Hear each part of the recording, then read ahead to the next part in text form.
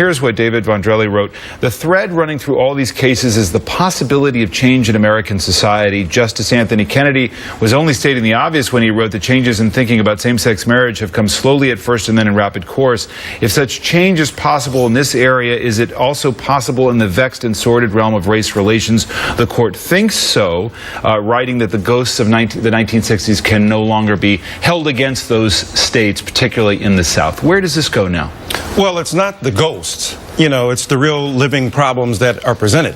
Think about Attorney General Holder's response to this, talking about the corrosion of the foundations of American democracy. He pointed out that Texas's redistricting plan and South Carolina's ID plan were both rejected by lower courts, federal courts in Texas and South Carolina today, not 50 years ago, not 40 years ago. You know, what's interesting here is that in 2006, the Congress and George Bush signing the legislation reviewed this and in a bipartisan way found that it was compelling evidence to suggest that we needed these protections. Senator DeMint, you voted to reauthorize the Voting Rights Act. Is there not a bipartisan basis then to find some remedy along the lines that the president wants, which was striking? He said, let's not go back and pre-clear states. He said that, but there ought to be rules and everybody ought to be subject to them across the land. Well, the courts didn't throw out the Voting Rights Act. There's just one section that used 50-year-old voting participation records.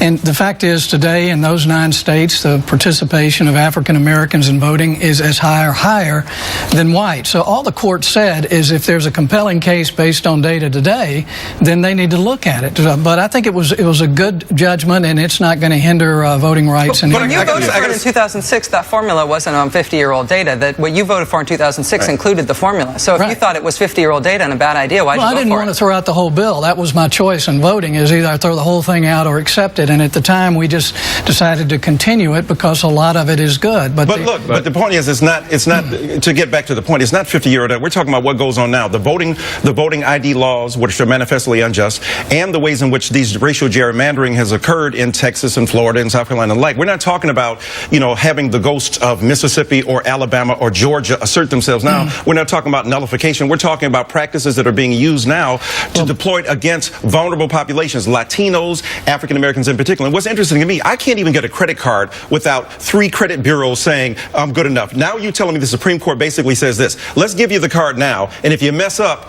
let's take your credit back. Where, you know, we got the executive, judicial, and legislative weighing in, and the judicial has now said that it's all good. And I'm telling you, a bipartisan Congress and president said in 2006 that it wasn't. I live in Georgia, which is a Section 5 state, okay? Every single redistricting plan drawn by my state from the time the Voting Rights Act was passed in 1965 until 2011 was overturned by either DOJ or a federal court for being discriminatory against minorities. So I take this very seriously. My view is that discrimination against anyone at the ballot box is wrong and should have the full enforcement of the federal government. But the issue here was not, as Jim said, they didn't throw out the law. They just simply said you're using an old formula that doesn't apply. If the Department of Justice today believes that any state has passed a redistricting plan that violates the minority voting rights of anybody in that state, they can go into federal court today. And let me just I want to go to quickly here before I run out of time, before we go to a break. Is there a bipartisan basis to do